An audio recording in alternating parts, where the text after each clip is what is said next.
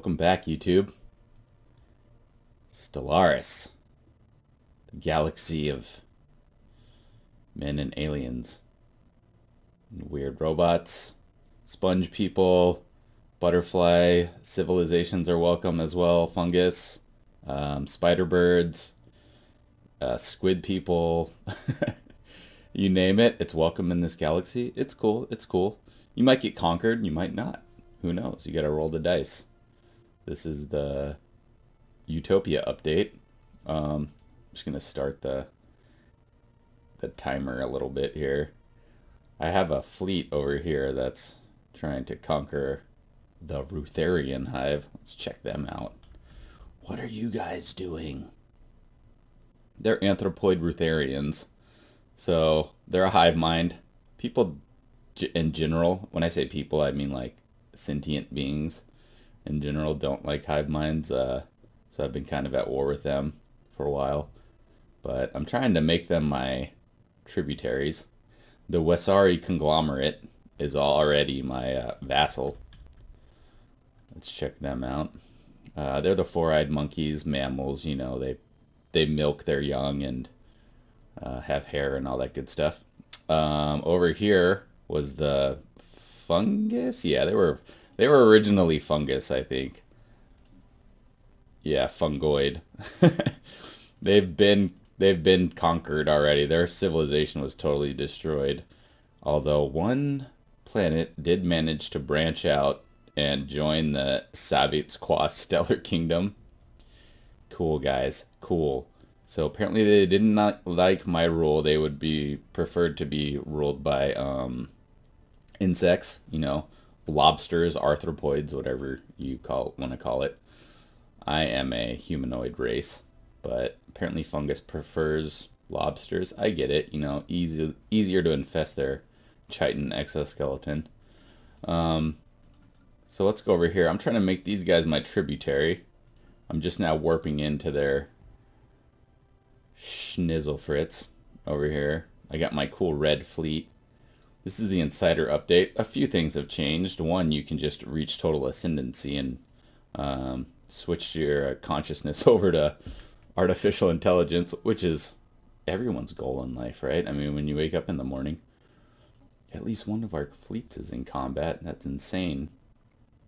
So I'm trying to make these guys my lady or my bitch or whatever you want to call it. I've already fought one more with them, so I've killed a lot of their hive or their fleet, whatever they want to call it, already. I did that when I made these guys my vassals because these two are buddies. This is a fallen empire, so I might conquer them in a little bit. But first I'm going to see if I can make these guys my vassals. So just a few things that have changed since the last time I played this game. Leviathan's still in the game, but there's a whole unity chain. So the unity chain of events is the biggest change. They changed the factions a little bit. If you click on the faction screen, you'll see it looks pretty different. I have a lot of factions. So what warmongering civilization wouldn't have many factions trying to disrupt their warmongering? But right now I'm just trying to get these guys to be my tributary. So I'm going to just bump up the speed a little bit so we can see if we can make that happen. While they're doing that, I will show you around my civilization. I have a couple, well, the name of the game at first was just expand super fast. I basically just grabbed these planets up here and made a sector out of them without even advancing the planets or anything. I just conquered them, immediately put them in a sector, and then I conquered this whole area right here on my own. After that, I killed the fungus people and then made the Wasari my vassals. So just catching up to speed. The beginning game's a lot similar to previous Stellaris games. I'm going to land my armies here. That's why I didn't show it. But I've got General Rass. She's a bad lady. She's 81 years old. Yeah, my species is called the saline because they're 70% saltwater. But she's gonna come in here and make quick work of this planet, and then hopefully I'll make quick work of a few other planets. I have another fleet over here. It's just kind of holding security on a planet that I've already conquered. A lot of times these civs will try to come back behind you after you've conquered a planet if you take your whole fleet away. And they'll try to retake the planet from you, so I want to prevent that from happening. I see a hostile fleet here, which is kind of happening right now. They're bombarding my planet, so that's kind of why I have this axillary fleet. We can jump in here. This fleet actually has an admiral. No buffs on her yet, but see if we can't get in here and keep our civ from getting totally dismantled. I didn't leave any armies or anything, but the good thing is they have no landing troops there, so I can make sure that that's not going to happen. I bumped up the speed so we can warp in here and kill these guys. They have no battleships. They just have 10 destroyers and 15 corvettes. I got 2 battleships and 4 cruisers, so I should be good. Some of my update was just saying some of my primitive civs have reached the next level of the industrial age. Congrats, bro. We're fighting interstellar wars and you just reached the industrial age. So I'll try to make quick work of these guys. I've been using lasers and shield disruptors in the beginning. Kind of a classic setup. I can show you my ship technology in a little bit, but that's the reason right there is why I left that fleet behind. So this planet is ours. Just want to definitely make sure my armies are following my fleet. If your armies aren't following your fleet, you can run into trouble. And I'm just going to jump to the next system. I'll show you the unity chain of events in a second. I'm trying to reach basically synthetic dominance. Once your people upload their consciousness into the hive mind or the digital data bank, then they become basically immortal, and you can have like badass admirals and leaders is cool.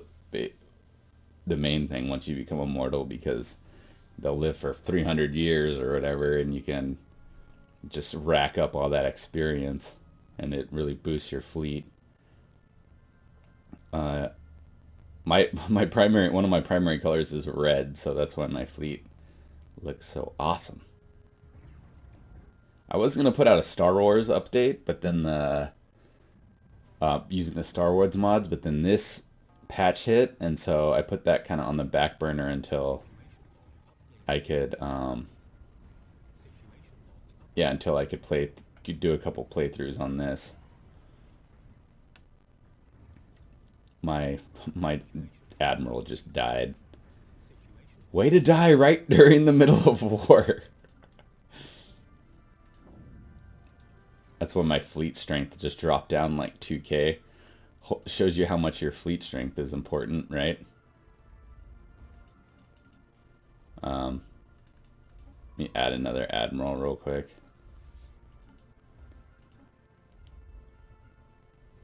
Just choose the cheapest one for now. He can buff himself as he goes.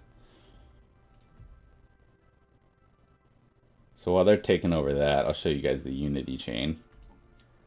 So this is where you reach ascension, basically. This whole area right here on the bottom right is how to find Utopia, by unlocking these ascension perks. So if you remember the Fallen Empires, they're called stagnant ascendancies. And they basically are civilizations that didn't progress through the ascension perks. But I originally unlocked one vision to just get more unity as I could push through. The unity is what you need. You'll see it says 27 months at the top to get each update. And then once you build up each block, you can unlock one of these ascension perks. So I've completed the expansion in the harmony block. Now I'm working on the supremacy block. And I unlocked the Flesh is Weak, which is the first kind of ascension perk into getting synthetic. So it says, you know, the limits and constraints imposed on us by our feeble organic bodies are simply unacceptable. To reach full potential, we must turn to cybernetic implants. So That's the start of it. There's a few other perks in there. There's different ways to play through the game, which is the whole point of the update, right? I'm gonna land these armies.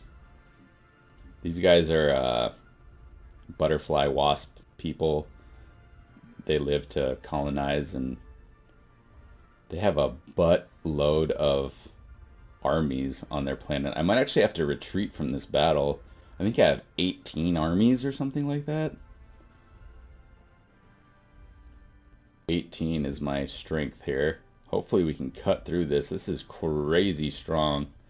Might actually retreat back. I lost a few there. I actually lost 4 right there. As long as you keep bombarding them, then they won't heal. But that was a tough crowd around here. The Beetlejuice Wasps have definitely been maintaining their own. I don't know if my freaking general died during the middle of the battle too, so that's definitely not helping me. I'll add this guy. He looks like Spock. And then I'll wait for my fleet to heal. So now my fleet's healed a little bit. I'm gonna, once they heal back and my general comes back, then I'll attack again. It's like brutal, man.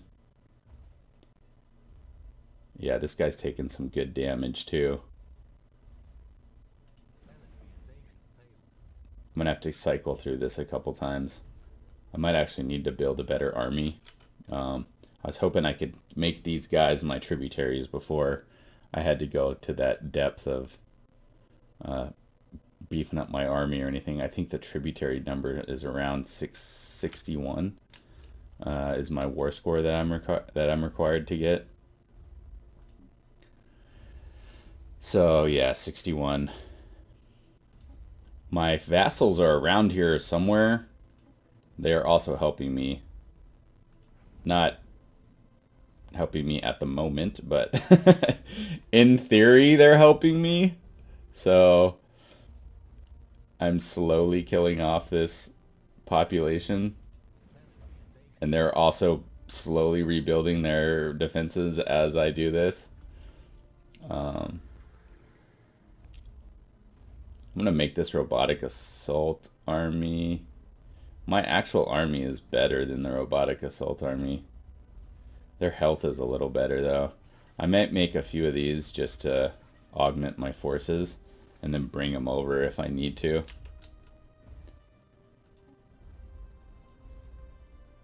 This guy won't get experience while I'm cycling through and attacking and cycling through and attacking. And he has all these kind of potential armies. This like militia group is what's hurting me right now. It probably would have been easier if my general wouldn't have died of a heart attack or coronary artery disease or cerebrovascular accident or hyperlipidemia or whatever the hell killed him. It was an interstellar space fungus maybe that took him out. But either way, I just conquered the planet. So now my war score is 54. I'm going to embark all these guys and just try to immediately attack the other planet.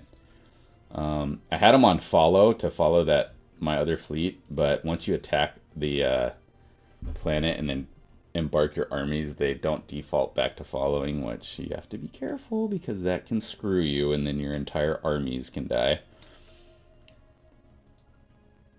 Another thing to be kind of wary of is to make sure you update your transport ships to the most up-to-date technology so that they can warp in and follow your fleets as they go through.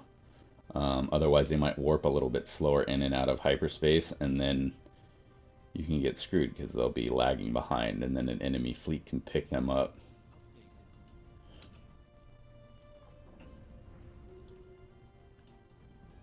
So I've heard a few like things about this update. I've heard of this naked Corvette fleet. So we just won the war.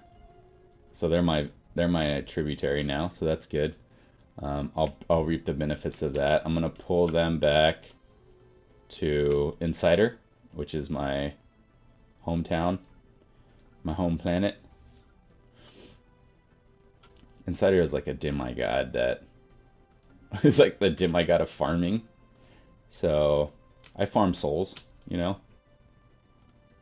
not necessarily grain, but so it's kind of a good ending to this vid. I'll put this out in a few parts, but I now have a tradition available, so I can pick a new